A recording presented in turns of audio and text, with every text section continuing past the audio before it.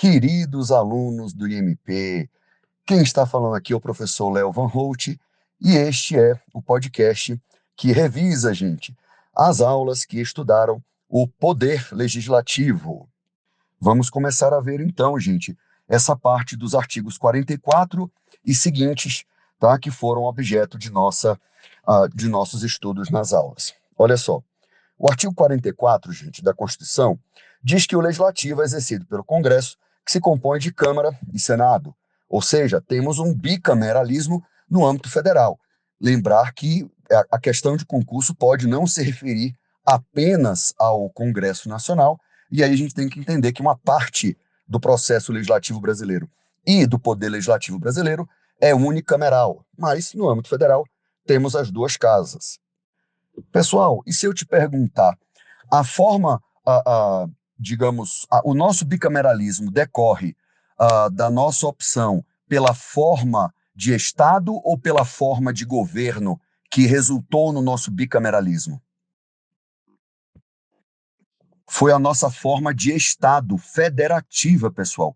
Forma de governo a gente adotou foi a República. Olha aí, princípios aí atuando de novo para a gente entender que o bicameralismo brasileiro, no âmbito federal, decorre da forma federativa de Estado, daí que no Senado Federal nós temos os representantes de quem, gente? Do povo ou de quais entidades federativas? Me diga aí, quais entidades federativas, né, é que os senadores são representantes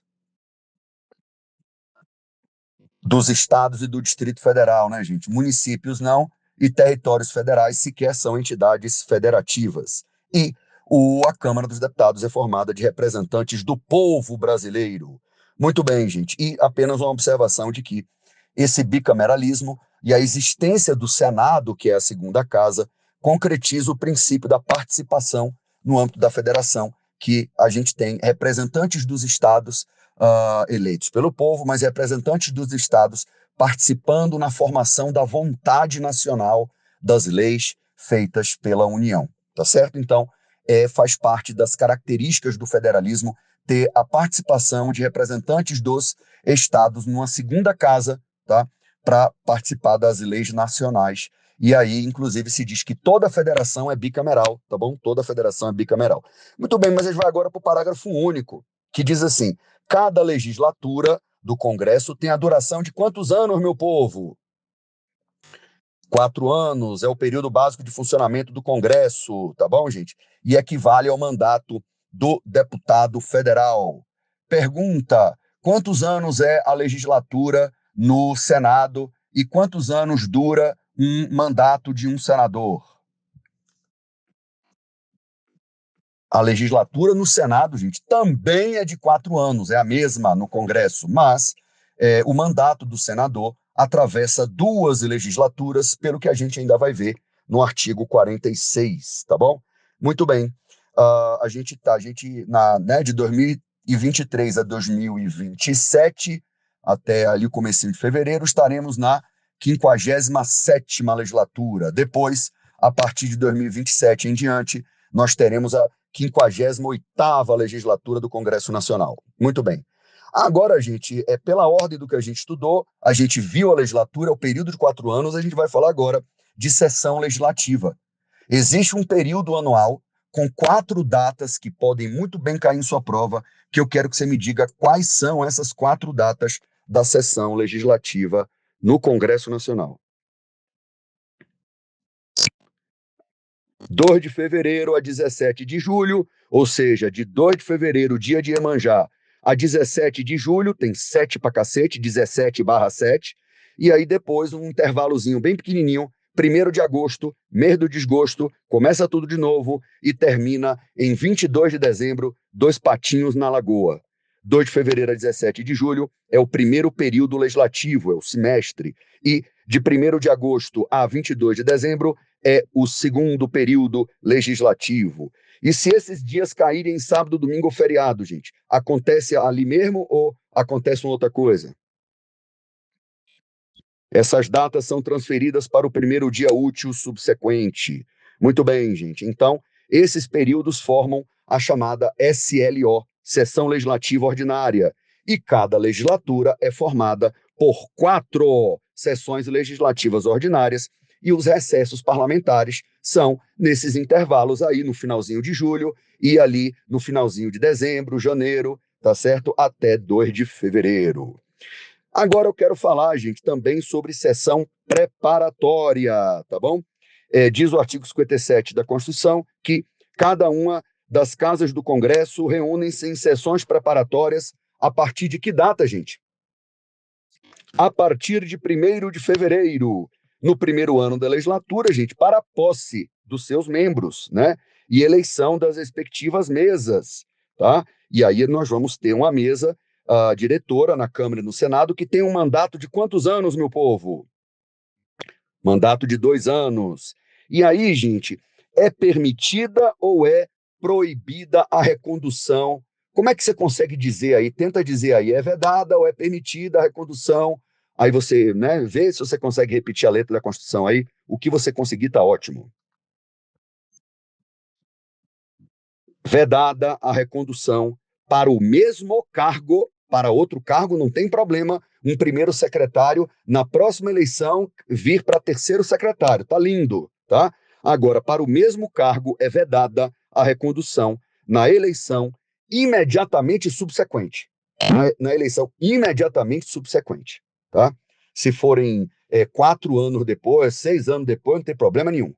Agora, o que eu quero dizer para vocês é que o Supremo já decidiu algo sobre isso. E aí eu quero te perguntar: se essas eleições imediatamente subsequentes forem e que gerarem uma reeleição, uma recondução em eleições imediatamente subsequentes, mas em legislaturas diferentes, ou seja, uma eleição para presidente da Câmara ou do Senado no segundo biênio de uma legislatura e depois ocorre a reeleição no primeiro biênio da legislatura seguinte, para o mesmo cargo, em eleições imediatamente subsequentes, mas em legislaturas diferentes. Pode ter essa reeleição? Pode, porque o Supremo entende que isso não é recondução. Tá? O Supremo entende que, já que houve uma mudança de muitos parlamentares de uma legislatura para outra, a ideia do 57, parágrafo 4º da Constituição foi somente dentro de uma legislatura. Em legislatura diferente, está tudo de boa, tá certo? Muito bem, é o que eu queria que vocês soubessem, tá?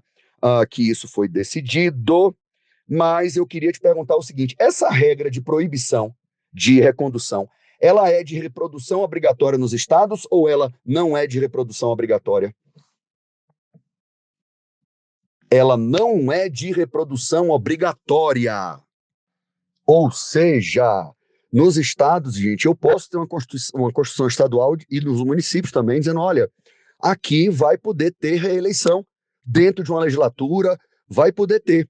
Só que aí o Supremo entendeu que tem que ser limitado a uma única reeleição imediata. Né? Então, a semelhança do parâmetro federal, tá? A ideia é de que, pelo menos no do presidente da República, né, que os chefes do executivo só podem ser reeleitos uma vez. Então, no âmbito federal, você já vai ter o problema da mesma legislatura que você não vai conseguir. Então, acaba que só acontece uma reeleição mesmo. Mas no âmbito estadual, pode ter reeleição. Agora, se tiver reeleição, que não é a norma de reprodução obrigatória, não pode ter mais do que uma recondução imediata, subsequente, em respeito a essa regra de outros cargos de que só tem uma reeleição. Muito bem. E aí vem, gente, a Constituição dizendo no 57, parágrafo 2º, que a sessão legislativa não será alguma coisa se não for aprovada alguma lei. Vai ter uma lei que, se ela não for aprovada, ela vai ter alguma interferência na sessão legislativa. Espero que você tenha captado a mensagem, amada mestre ou amado mestre, e me diga qual é essa regra para a gente tirar 10 na hora da prova. A sessão legislativa ordinária não será interrompida sem aprovação da LDO. E aí o recesso do meio do ano simplesmente não acontece.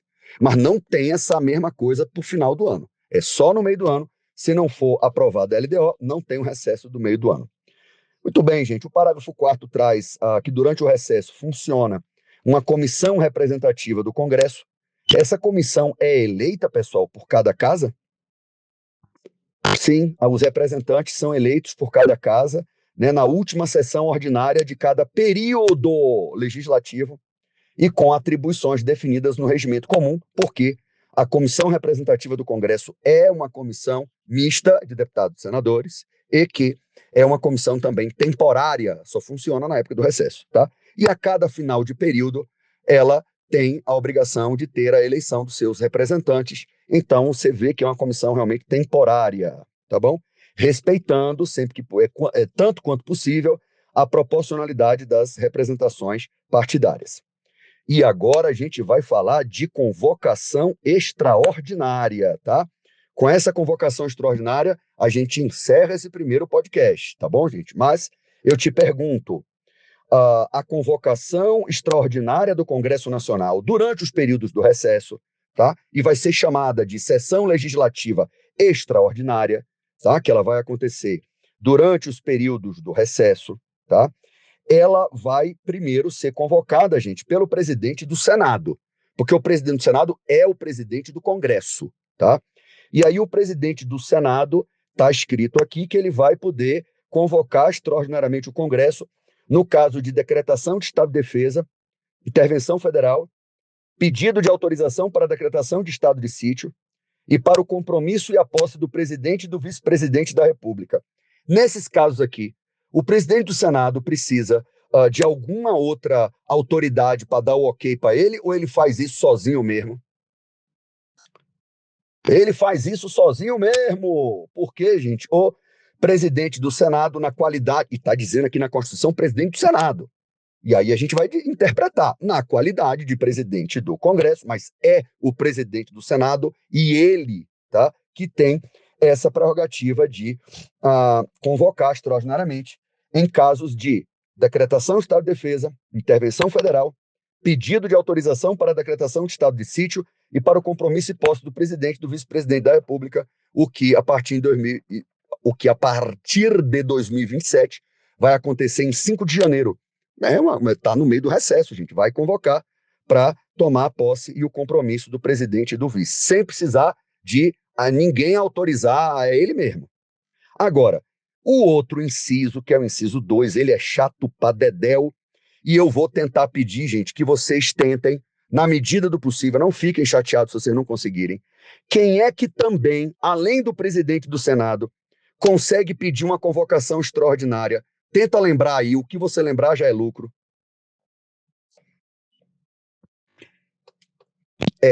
Ou o presidente da República.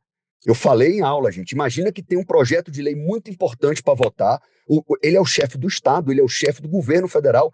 Ele vai poder pedir uma convocação extraordinária, o presidente da República.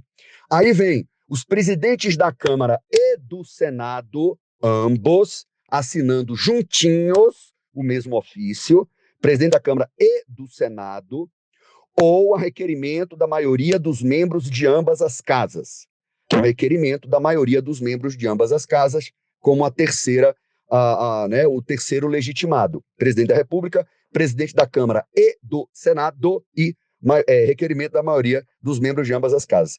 Em todos esses casos, bastou requerer, já aconteceu, ou vai ter que ter alguma outra coisa acontecendo para que efetivamente essa convocação, nesta segunda hipótese, neste outro caso, que não é o do presidente do Senado, para que a convocação aconteça, tem que acontecer alguma coisa? Sim, em todos esses casos aqui, do presidente da República para frente, que a gente falou, tem que ter aprovação da maioria relativa ou absoluta, gente?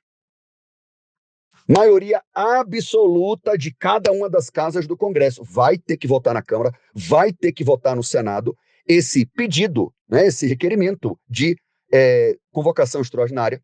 E se não for aprovado por maioria absoluta na Câmara e no Senado, não tem a convocação extraordinária. Olha que doido. Os deputados e senadores saem lá no mês de janeiro, vêm para Brasília, aí vota, não é aprovada a convocação extraordinária, eles voltam para onde eles estavam, para os estados de origem.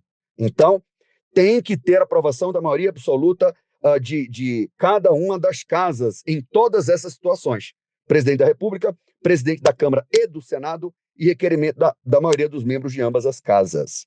Gente, o artigo 57, parágrafo 7º e 8º diz que o Congresso somente deliberará sobre a matéria para a qual foi convocado.